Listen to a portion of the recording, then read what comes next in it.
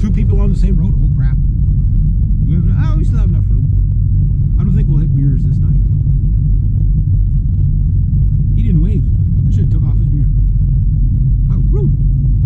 How rude. So anyway, yeah, I ain't getting in there. I ain't getting in there till late spring. That's amazing. This is really just the accumulation of 2 snowfalls.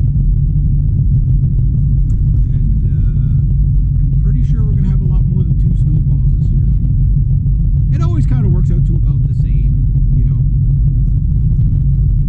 But anyway, yeah, so what I was saying in the last video was, you know, like making money, gigging and stuff like that.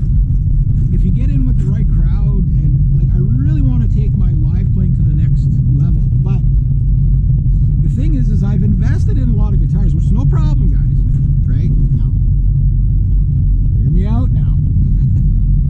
Thing is I've been buying metalhead guitars, right? And I don't know, like the high output pickups that I have are outrageously high output. So they need a lot of distortion and to compress, right? Which what that means is when you try to play through an amp that doesn't compress, they sound really harsh. And it's hard on the amp and it doesn't sound as good, right? So the guitars I bought, if I'm in a country band, they might not be able to do the job that I need them to do, right? Because I can't neuter these guitars enough, you know what I mean? Like, I'm not going to play with the volume kind of half on, half off, because you can never get it adjusted properly, right? So I usually like my volume switches and tones. Just put it full and leave it full.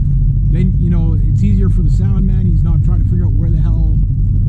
I used to have a bass player like that. He'd play, sometimes his bass would be on 4, and then it'd go up to 6, and then it was too loud, and then they'd turn him down, then he'd turn it up, and it was like, just set your fucking volume. Okay. Yeah, it's like, yeah, let the sound man deal with the volume thing, right? But I like to blend. You're not in a jazz band, you're in a metal band. Put it on 10. Crank the amp to 12. Why 12? It's more than 11.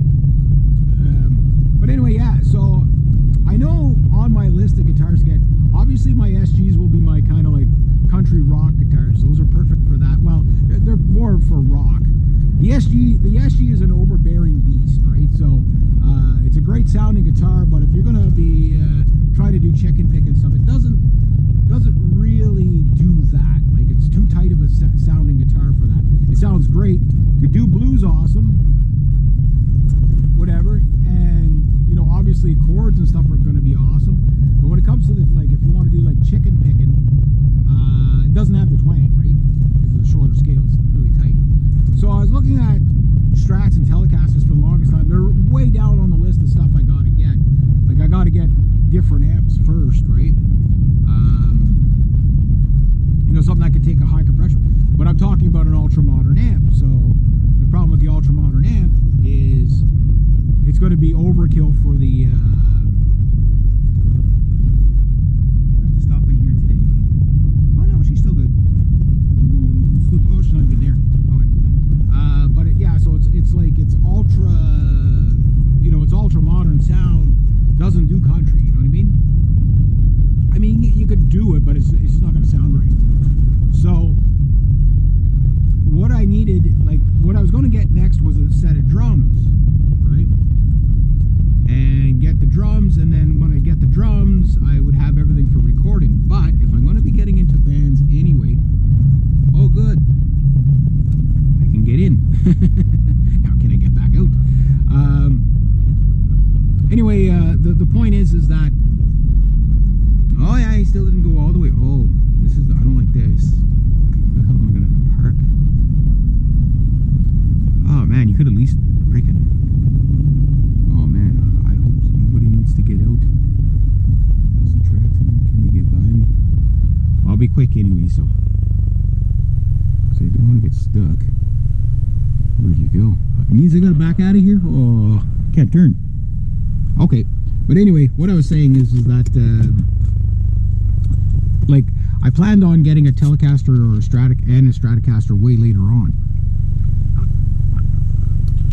So the problem with my Gibsons is they're getting pretty I have to rewire my SG3, which is not a big deal, but I got to do it. And I have to, I have to rewire my SG3, reground my SG3 so it's not buzzing.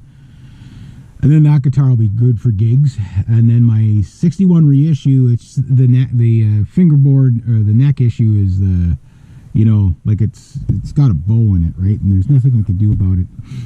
There's no way to straighten that. Like it's beyond a truss. It's at the heel, so it's like it's beyond the truss rod's capability. So I'll set them up the best I can, but it's not like I'm doing super shredder stuff. So the 61 reissue is going to be kind of like the backbone guitar. But what I want to see if I could set up one of the Mark Holcomb guitars, the 7-string and the 6-string, you know, if I can, because I can't really play my amp when my dad's in the house because it's way too loud and drive him nuts. So I gotta wait till I leave so I can try that second input, because I had forgotten on the Fender Hot Rod Deluxe that your number 1 input is full impedance, but your number 2 is 6 dB less. Meaning if you have it's meant for the high output pickups. So if you have really high output pickups, you put it in the number 2 slot and that take away 6 dB, which might just be enough to mellow out the guitars so that I can use any guitar I have, right? And if that's the case, then I can play the 7-string, the 8-string without hurting the amp, or like I won't have a clean channel, right? Like country, you have to have a good clean channel. So that's where the Telecaster comes in. Like I was listening to Strats and Tellies and stuff like that, and like with a Stratocaster, it's kind of funny. Like you could pay $10,000 for a Stratocaster, you could pay like $500 for a Stratocaster, and like the difference between them is like that much. You know what I mean? If you get the right one, you got to try them all because they are hit and miss. But you'll get a Telecaster. I mean, I've tried knockoff Telecasters that sounded better than any Fender I'd ever played. But well, maybe not. Except for the best Fender Telecaster I ever played was an original 78 semi-hollow body, and that thing, it was just gorgeous. I know where it is still to this day. Like I know who owns it and stuff like that. And like that guy said, he goes, "Yeah, I'm taking this one to my grave." But it was like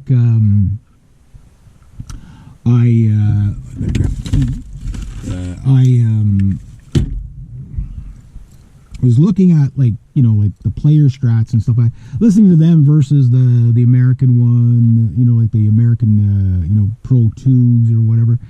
And there's, again, it's not which one sounds good. The problem with a Telecaster is even the shittiest $150 Telecaster, it sounds good. Like they all sound good. It's just how much does it buzz and stuff like that and whatever. But there's a certain Telecaster sound, and I think the player strat is going to be more than adequate for what I would want.